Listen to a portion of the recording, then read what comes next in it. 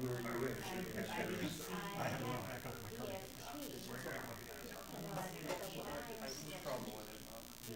Yeah, he didn't respond to email. Right. Oh. So you pretty much dismissed that it's something that's happened in your sister and yourself? It drives me crazy. Updating the computer system now without your permission. They change things and you gotta figure it all out. It drives me crazy. No matter how much you play. But it's a good thing. It's a good thing. It's a last year. Yes. Math is already kind of hard, but everything else. Well, yeah, it keeps you sharp, right? You know, all these challenges keep you sharp, so you don't get lazy and. Right, I just and think it's that my landline that's not the working. logistics of So then they send me a message and they say, well, contact me, and the number that they put is my landline. So I said, So, landline, but what's saying? I don't think it's too bad in the building. Seems to be I have to figure out why. I'll tell you, it's challenging driving getting me nuts. Well, good help is hard to find nowadays, that's for sure. You might have to go back to work. Sorry. Not at my age. Well, I think it's the only way we're gonna get anybody to do it. Yeah, do my own we try to stay stuff, out of the do building my for own the first month. Kind of like repair. I could see you on a ladder trying to move Yeah, those right. tables a little bit, you know? Yeah, oh well. And that's what I did when I worked for the city. Traffic supervisor, we fixed the traffic signals, the signs and all that kind of stuff. Oh. You know, And so always you had fun. to climb up? We had, when I first started, we had a thing called a ladder. And you use a ladder, so with a ladder sticking straight up from your truck. Change the light bulb or fix the wires or something. But now I gotta.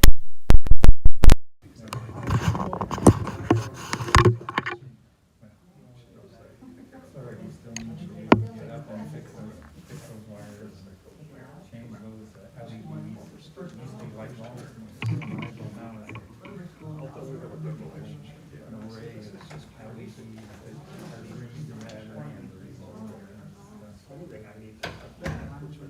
amazing how things change. And I wish they would make it better. Sometimes they just change, it's just different, it's not better, it's just different. Go out of my way for the students. Sure. So I think Maryland enjoys the. I would have reprinted this, because my printer doesn't work without internet. Because it got all messed up. Really? Well, water dripped off. Yeah, I think. The printer doesn't work without it. Yes, of course. So if you're I trying think to print out for some something, times she knows yeah. what I'm gonna do, she just do it herself. Yeah, but see, that's bad, cause Yeah, I there just was let something. her. Right, then we become. Did you check all your cables, make sure they're all plugged in all the way? Sometimes She watched me you a lose lot. some dusting or something, and it's fine.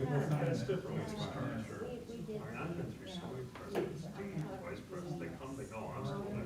Well, I was there when I went. In fact, I was a teacher by myself. Yeah. That was because of the song, I forgot. Is it Wi-Fi? I mean, you have Wi-Fi? Yeah, so it's, I have a friend who's the Wi-Fi in his house, works everywhere except where he likes to get it. Yeah, it's nice to meet you. One of yours first aid. To see them all. So he's using instead of Wi-Fi. And Jim Schmidt stepping out with me, Martha sends it up last year, so she's still adjunct. First bringing here. Well, all right, I'd like to call this special meeting, the Public Safety Committee, to order here. Clerk, take the roll. Councilmember Shelton? Here. Russell? Here. Graham Reinhardt? Here. A little background on these amendments that proposed.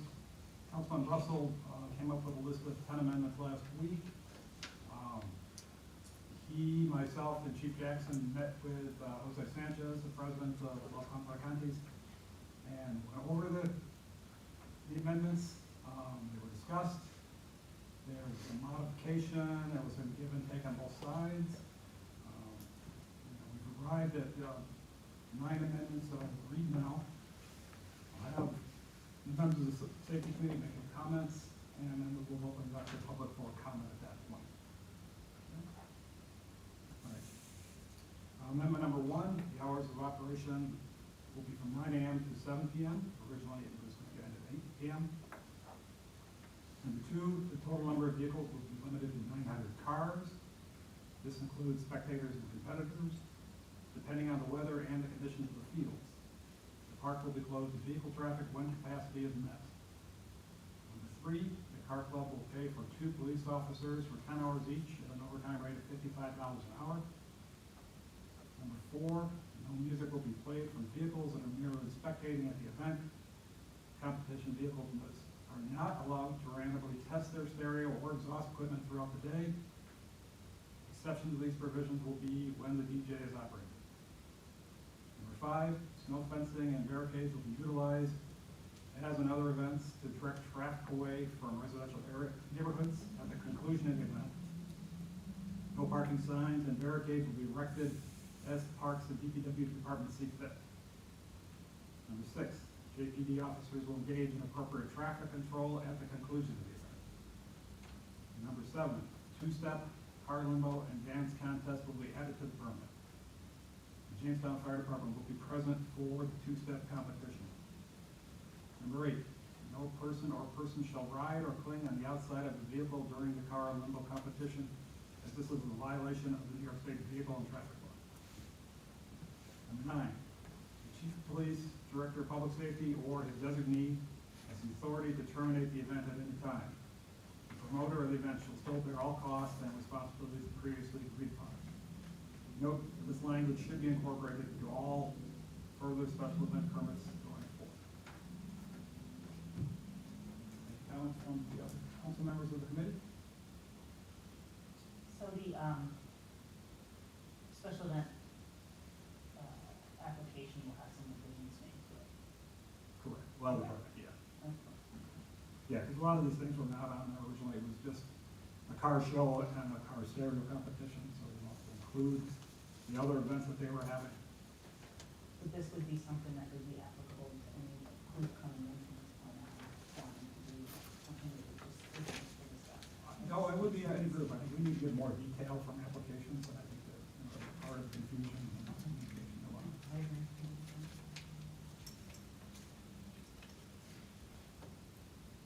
Someone else have anything to add? Yes, I understand that this has been rather contentious for some people. Personally, I tried to, listen to everyone, phone calls I got, messages I got from the public. I understand their concern, but I also think that we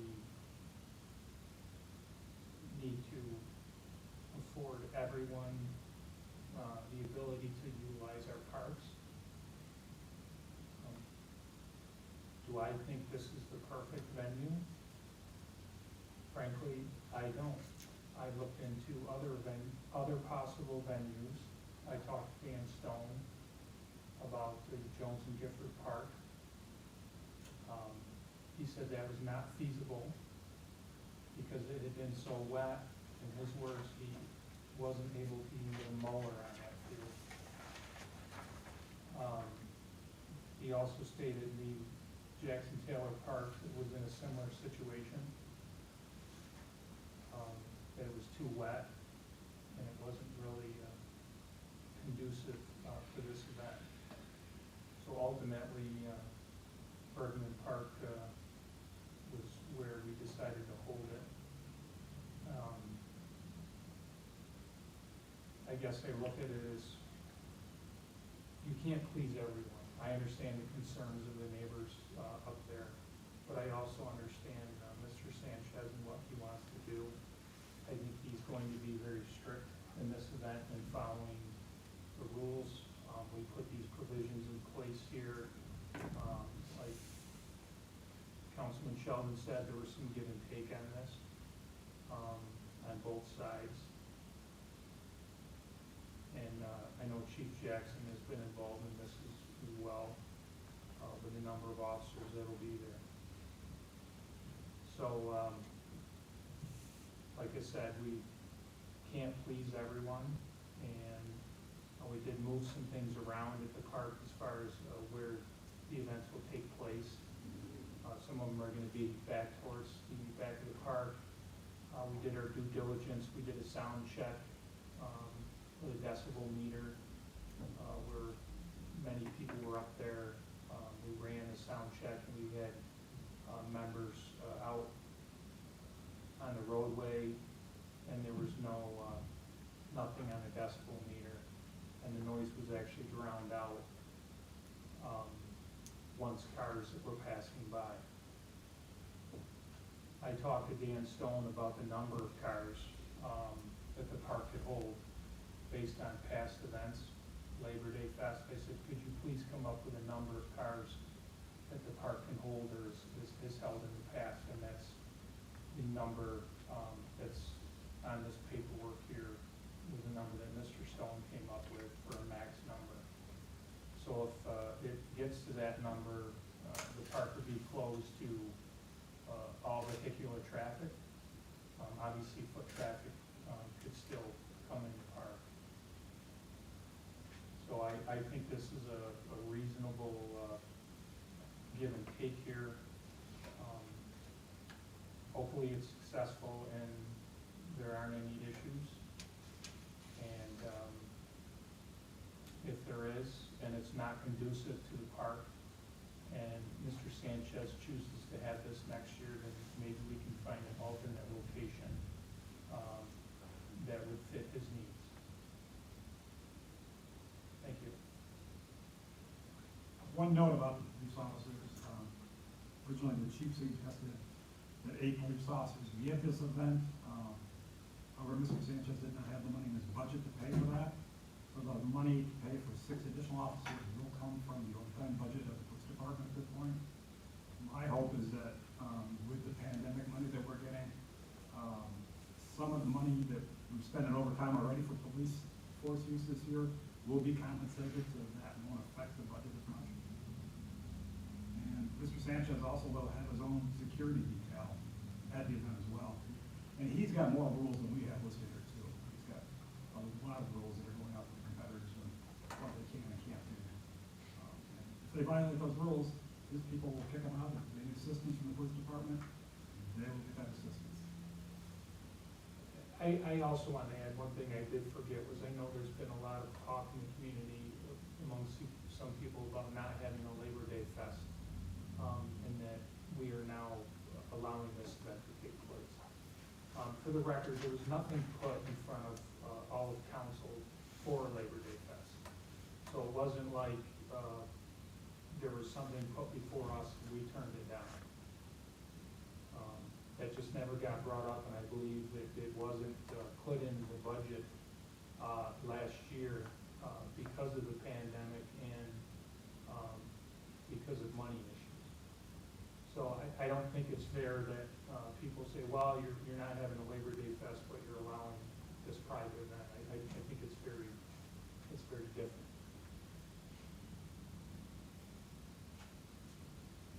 I wasn't at the original meeting, but I know that when Mr. Sanchez proposed this, he had the best of intentions at heart. He was looking at the fact that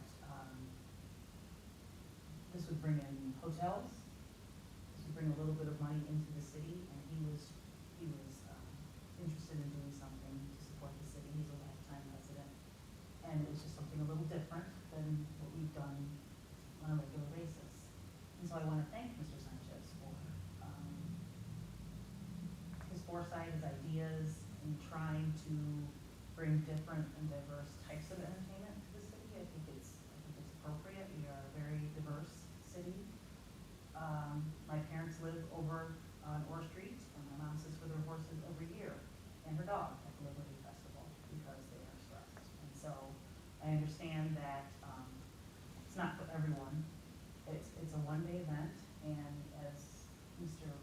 Councilman Russell said, Mr. Sanchez has the opportunity to find a different location, or he may decide that it was it worth the hassle? And Jamestown can find other events to bring in here.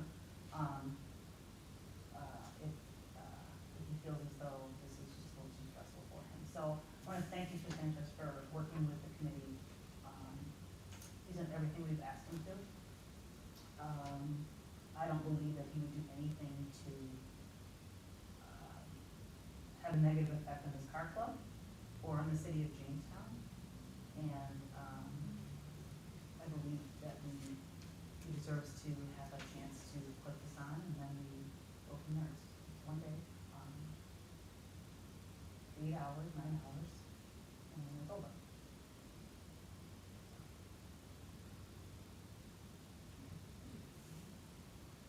All right, at this point, I will open it up to members of the public who wish to speak. Please state your name and your residential address. Please speak. I'll go first. My name is Bob Johnston, live at 448 Baker Street, right across from Bergen Park. I'm gonna take my mask off. I believe that most people that heard about the car show that took place in Dunkirk wouldn't want one anywhere near their homes. Apparently, our Public Safety Committee approved a permit for one, not knowing the full extent of what they were voting on. The Post-Journal reported that as part of the show, there were competitions for loudest car stereo and loudest revving engine. The chairman of the event was quoted as saying that it was going to be loud. What I want to know is, when did this become a good thing, especially in a residential neighborhood? Most of us shake our heads and wonder every time we hear revving motorcycles approaching, enhanced muffler systems on vehicles, or window shaking stereos. Most of the Ward 4 residents would say it is not behavior that should be encouraged. I would think that most residents in other wards would agree, and that they would also agree that this wouldn't be a good event for their own neighborhood. Ward 4 Councilperson Marie Carula is charged with representing the wishes of her constituents in this matter. Other council members won't have to take into account their own constituents' wishes because they aren't having a loud noise event being approved for their neighborhoods. They can vote to approve the event with impunity. Thank you to Marie Carula, our Ward 4 councilperson. She is no doubt doing her job representing her constituents' wishes regarding this matter. The rest of the council should support her position as if it were their own constituents being adversely affected. And I guess that's all I have to say.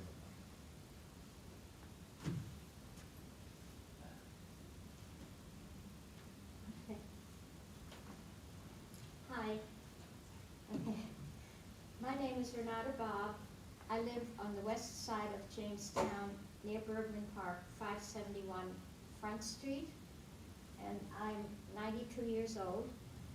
As a refugee from Nazi Germany, I know what racism is.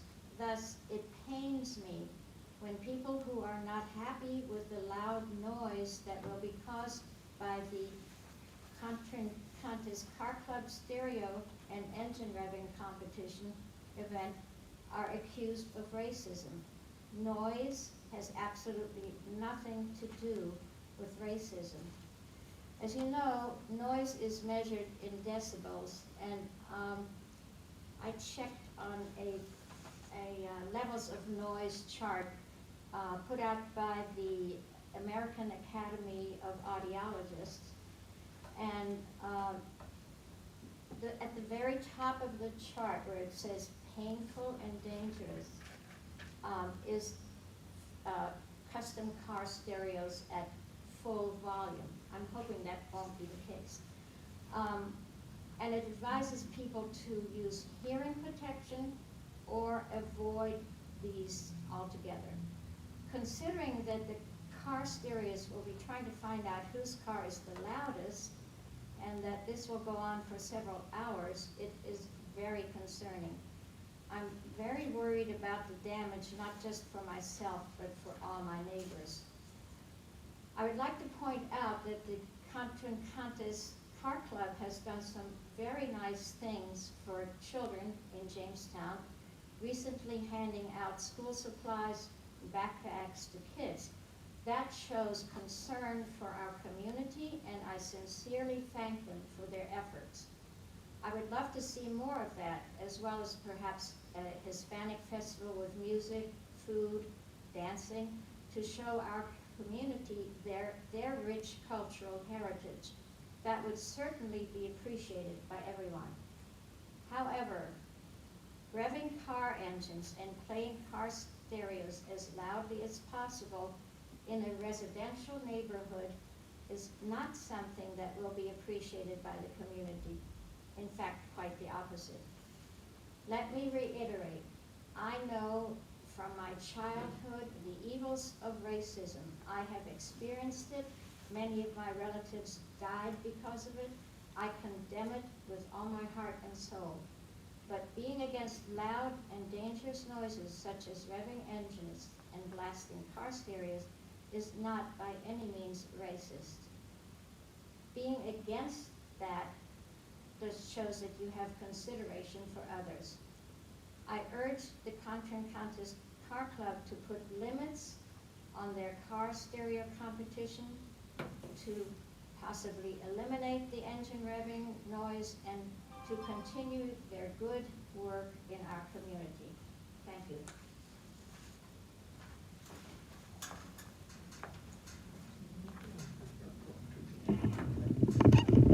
Thank you. I'm Marie Karuba. I am the Ward 4 representative, and I live at 19 Woodward Avenue.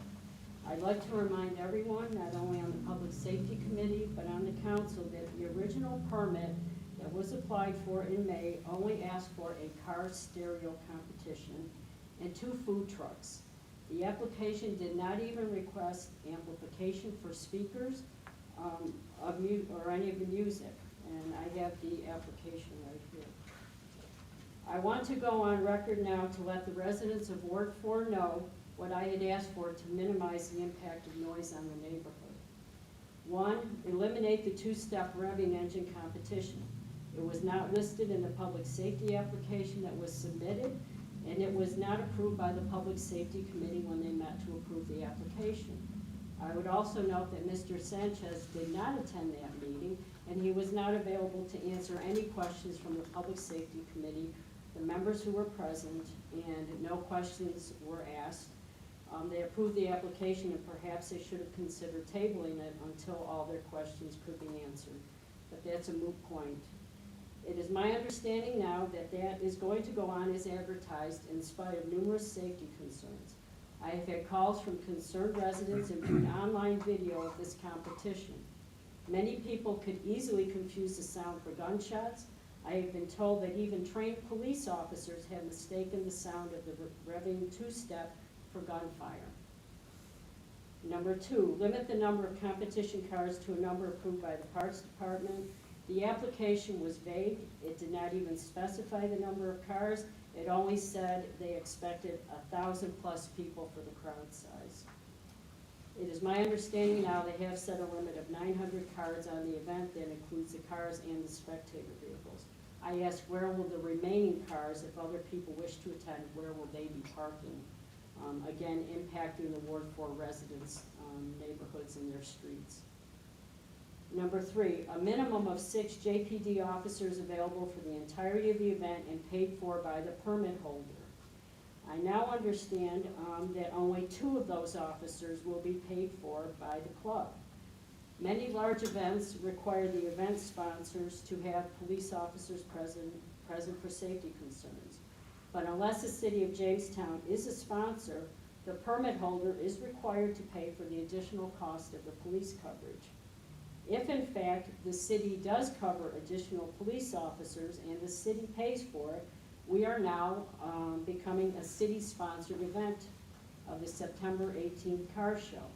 If in fact that is the case, we are setting a dangerous precedent to open the door to other event sponsors to request the same consideration.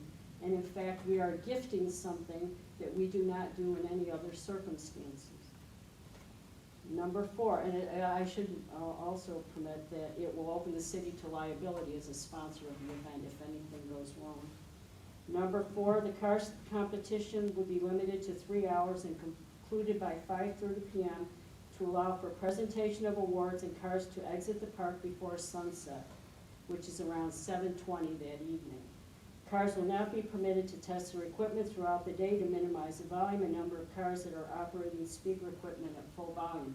I understand now that in spite of what we were told, they will be testing immediately before the competition, so that could be 4, 6, 8, or 10 cars. We don't know how much earlier they will have to test, but that will impact the neighborhood. The decibel test that we took only involved 2 cars in the back of the park, and it will not give the full impact of many more cars testing their equipment.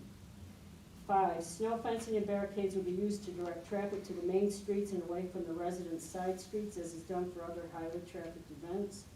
6, in the event the permitted use is not followed, the chief of police or his designee will have the authority to end the event, and all attendees will be asked to vacate the park immediately.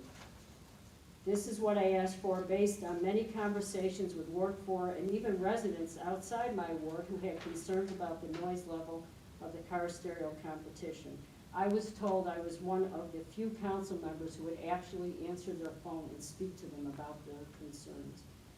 I am clearly disappointed that more consideration was not given to the concerns of Ward 4 residents in amending the permit application. And I speak on behalf of the Ward 4 residents who have concerns about the noise and believe that the type of competition which is allowed event is not what should be held in a neighborhood park or in any park in the city. Thank you.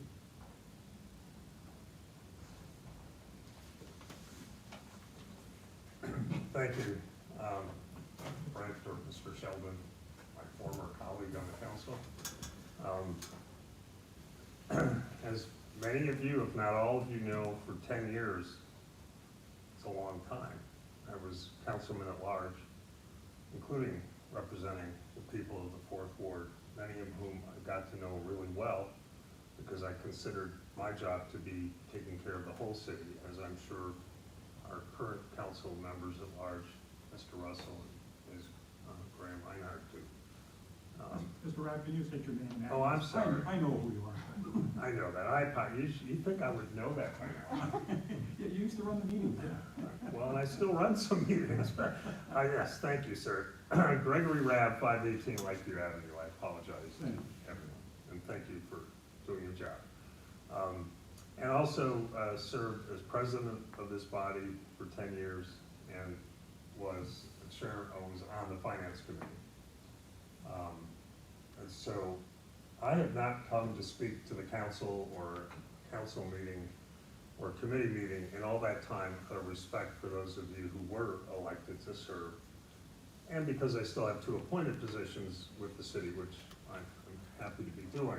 But this event was an extraordinary situation, and I wanted to make sure that my comments were heard. I first want to say that I agree with the previous speakers, Mr. Johnston, Mrs. Bob, and Councilwoman Karuba. I support everything the 3 of them have said. And I especially want to thank my former colleague, Councilwoman Karuba, and my current colleague on the BPU Board of Directors. I get the pleasure of working with Marie all the time. And I know you're all hardworking and you care about this city as much as anybody who's elected, appointed, or an employee. But in all the years that I've been working to help make our city a better place, I have never known anyone as hardworking as Marie. And in fact, on multiple occasions, I told her to back off because she was working too hard. And when I heard accusations that were made against her, sometimes, well, totally inappropriately, I became very disturbed because I have worked with Marie for a very long time. I have never heard her ever say anything disparaging about anybody in this community. I probably have, she never has. She's a remarkable, talented, hardworking member of your council. So I first want to say to anyone who thinks that Marie would do anything that even hints at racism is totally inappropriate. And I just just want to thank Marie. It's a pleasure to continue to work with you, and I appreciate what you're doing. As I said, I agree with what all the speakers have said, but one of my concerns as a former member of the Finance Committee is the issue that Councilwoman Karuba brought up, that the club is only going to pay for 2 of the 6 police officers and the overtime, as far as I understand this. That this, Marie mentioned a potential legal problem, and there sure is. I participated in 10 audits, including the time the state controller visited us to do additional work at our request, and they basically found nothing wrong except some minor things. But if we go ahead and provide 4 police officers at city expense, Marie is right to point out that that turns us into a city event and opens us up to liability. But in addition, if it stays as a private event, there is the potential that we could be in violation of the New York State Constitution and the gifts provision section, which we were very careful, I think, the entire time I was president, to make sure we did not do that, and that we're potentially opening ourselves up to an audit by the state controller that could tell us we can't do that, and that we could get into serious trouble. So there's many issues here. I've chosen just to focus on that one because there's no need to repeat what everyone said, although I fully support it. And so I would ask that, out of respect and deference to the residents that Marie represents, that while I would agree with Mrs. Bob that the club does an awful lot of good, so no one's taking anything away from that. But I think this event has the potential to disrupt a neighborhood with a lot of folks who pay their taxes like all of us do, and a lot of elderly people who are going to find the noise disturbing. So I would ask that the committee reconsider this. I'm not saying don't do it. I'm just saying that I think the amendments here are fine, but quite frankly, I don't think they go far enough. So thank you.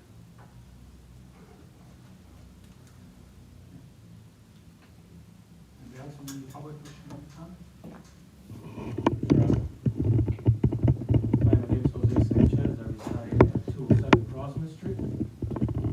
As you know, I'm the founder of the club, and I would like to say thank you to the entire council for working with me, as well as the mayor, and as well as the chief of police, and the entire residents of Jamestown community.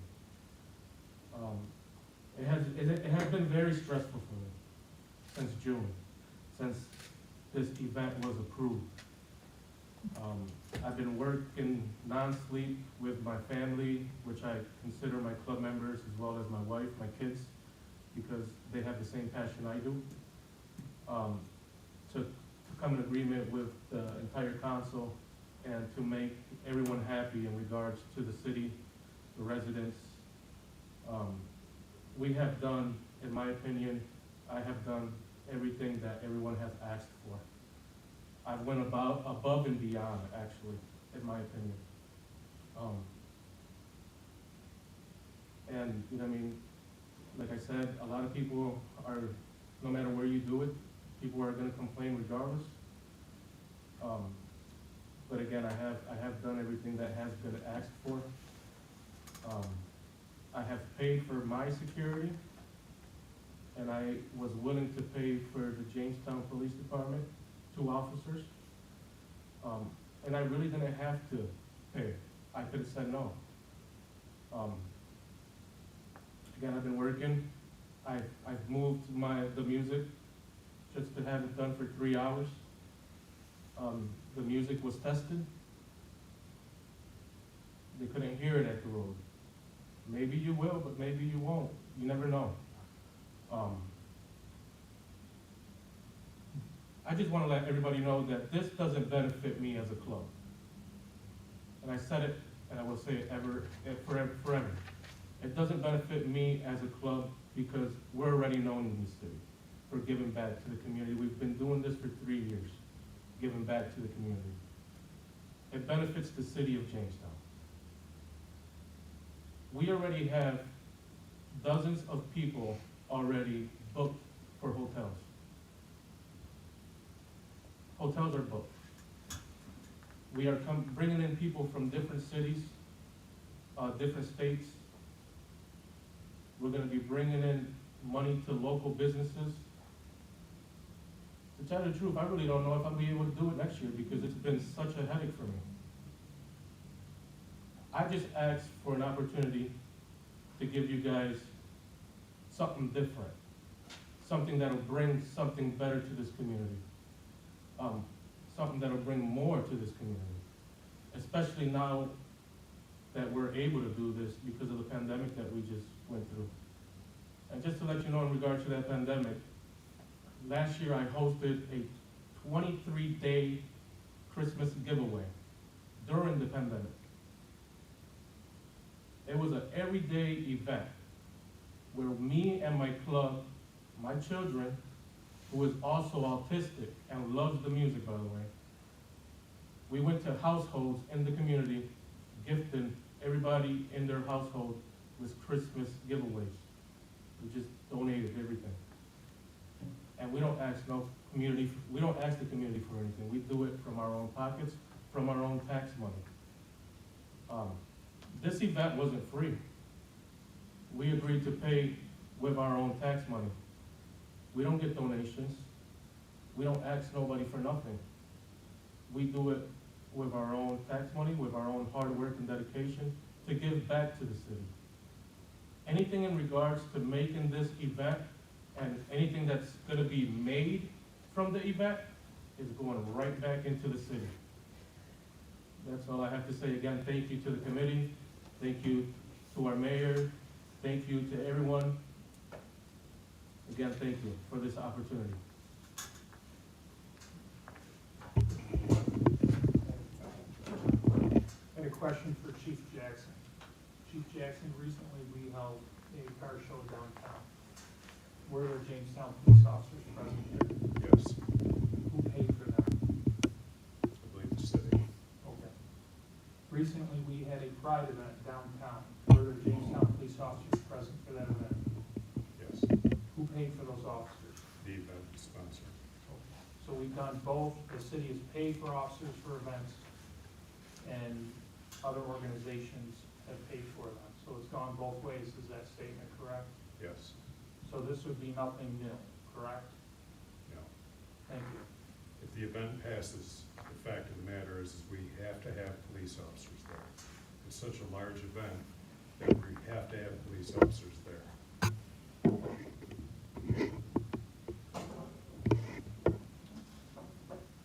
Any other comments from the public? Bob Johnston again, Baker Street.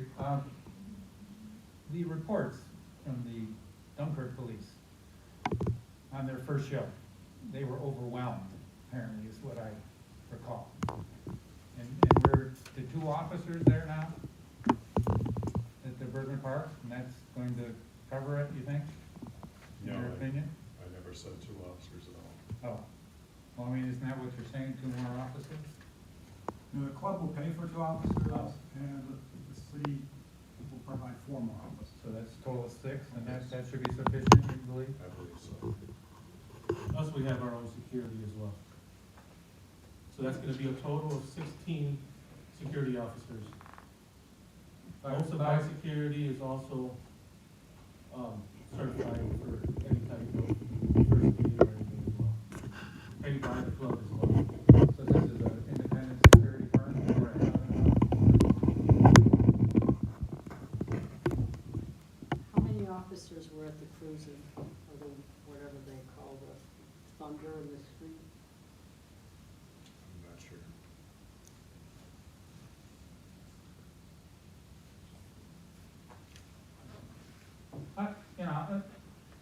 I wouldn't be opposed to it, to the activity, a show or something like that, but it's a noise, it's what it's about. It doesn't make sense to encourage something. It's not like they go home and the people that are competitors and turn off their systems until the next show. You know, this is something that continues on throughout the community that I think it shouldn't be encouraged. you know. As far as, things go, I would think that would be something we would all agree on, you know. I mean, noise is very distracting and very unappreciated when it comes. I mean, I'm sitting in my living room and the windows start to shake from a car a block away. I mean, is that what we want? Is that a good thing? And to have an event that actually promotes that, I mean, I don't care who's doing it, you know? It just doesn't make sense. One thing to clarify, with the stereo competition, there is not a lot of bass here, it's substantial direction. And the noise that you hear from the cars on the street, shake your head, that's the bass here. There is very little bass. They're trying to play music that you can hear and understand. It's not just totally loud. It's gonna be loud right where those cars are, but they're gonna check. You can hear the music, and then a car came by and we couldn't hear anything. How long did the test go on? How about 30 seconds, which is what competitions are? So for 30 seconds, you had some loud music, Two tests, yep. and that was, and your comment was it didn't cause any complaints. Didn't cause any, there were no Well, phone for calls. 30 seconds of music, Yeah. I was in my garage, I'm pretty sure I heard what was going on. Yeah. And I remember in my own head saying to myself, Yeah, the last meeting. I'm glad somebody decided to turn it down, or at least somebody complained and said something about it. It wasn't me. Did it shake your windows? No, that wasn't shaking my windows. But I was just making a point about noise, and shaking the windows. Yeah. Understood. I don't suppose these meetings are supposed to be a back and forth, are they really? I mean, it seems to be discouraged. We try to open it up a little bit more on these smaller committees. Any other comments from the council at this point? What are the questions?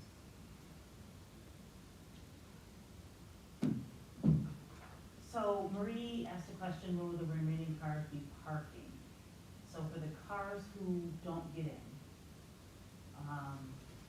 do they park on the side streets like we would do for another event, like the Labor Day festival? Lots of people come up for the Labor Day festival and park. No parking signs will be erected, and they are during the Labor Day Festival as well on the side streets. My guess is they might park down by the 7-Eleven, if they get that big of a crowd. And this is the first time event, right? You know, I can't imagine there's gonna be more than 900 cars here. You'll be lucky if you will.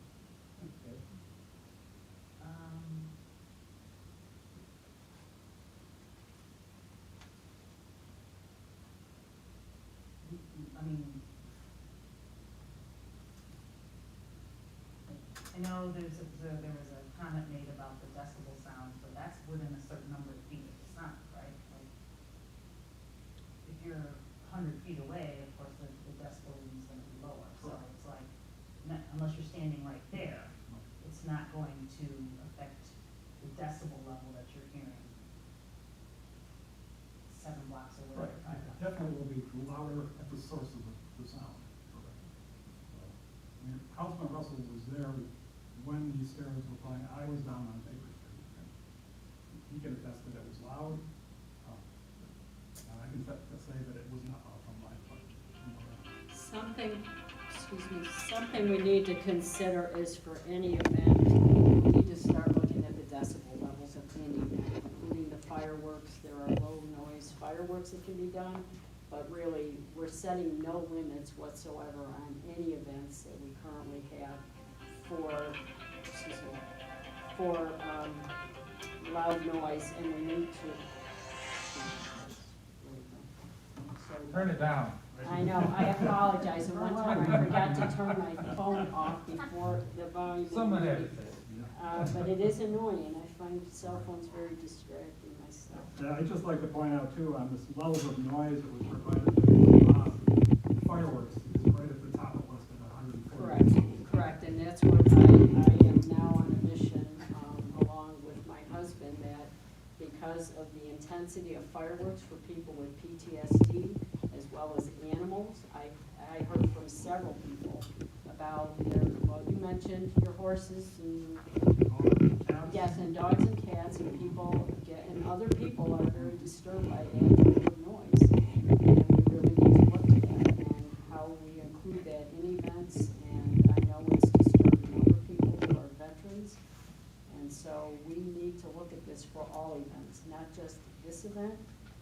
every event that's sponsored. And again, I will reiterate that I did not know that the thunder in the streets, that there were cars burning rubber and peeling out and doing the same kind of thing that residents are complaining about with other events, and we really can't, we shouldn't be allowing that to happen. It needs to stop, and if we do nothing to do this and someone gets hurt, it's really incumbent upon us. There are pedestrians in that area, it's after dark when people are leaving.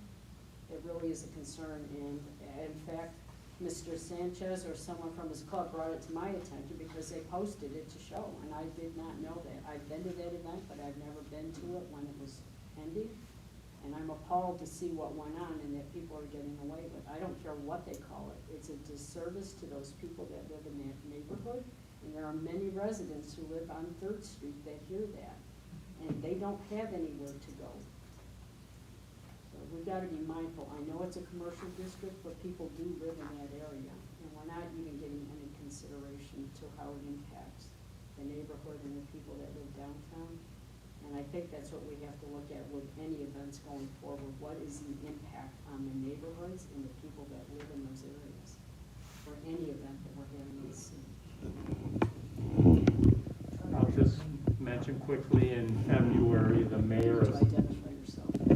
I'm Doug Scotchmer from 19 Woodring Avenue. In February, the mayor of San Juan, Puerto Rico issued very strict noise requirements and regulations. Not so much for competitions, but for just normal street noise in terms of boom cars, excessive honking, sirens, you know, people purposely making noise as they're kind of traversing in San Juan. So it's become an issue in Puerto Rico as well. Really, my research has said it's an issue across the world. The World Health Organization lists noise pollution second only to air pollution as an environmental hazard to people living in cities. I would say, and this is probably going to go over some of our police reform meetings, but I did talk to the chief, because there have been, just in general, lots of noise complaints coming to council. And how many officers are on regular chief? 4? 3? We have to have a minimum of 6. 6, okay.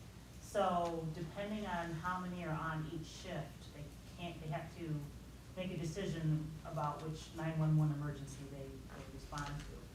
And so I want to thank the chief and his staff, because they are understaffed. At the minimum level they can be by law.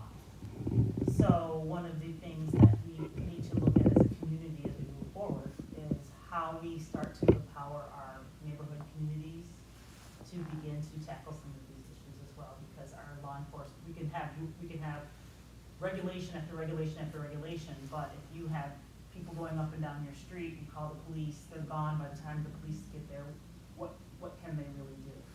And so I guess this is just more of an ask of our community in general, that we begin to explore ways to take back our communities in the way that we would like them to be quiet and clean, and we would welcome anybody that's interested in participating in that, because the police department doesn't have the bandwidth to answer all of the noise calls that are coming out.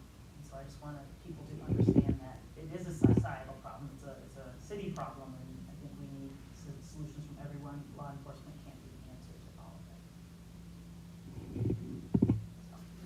Actually, one community did hire a noise enforcement officer, and that noise enforcement officer made more drug busts than any other officer, because there was a correlation between noise and crime. Who knew? And I believe it was in Elkhart, Indiana, that was done. It began in 2009, and that officer alone was able to fund police cars and that position based on the number of fines that were levied against people for noise violations. I live in Indiana near Elkhart. There was a study. I have a link to that. Anyway, whatever Mary, that might be a suggestion and a solution that we can talk about. I guess my point, just as a bigger, from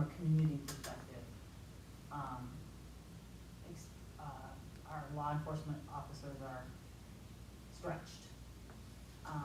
So if they have to make a decision between going to a shooting or going to an emergency or noise, they have to make those decisions based on the information that they have, and I just wanted to make sure that the community recognizes that, and if we have ways to mitigate the noise in neighborhoods, I would love to hear some ideas and run it with the chief and talk about some things, so. But you're correct, Marie, we do need to review that application and probably review it and give it to council for their comments, so we make sure that everybody understands what's on there, if we need to make any revisions or updates or changes. I also think, how much are decibel meters? We need to get more, they're not that I was expensive. just gonna say, some of that COVID money needs to go towards some of those devices.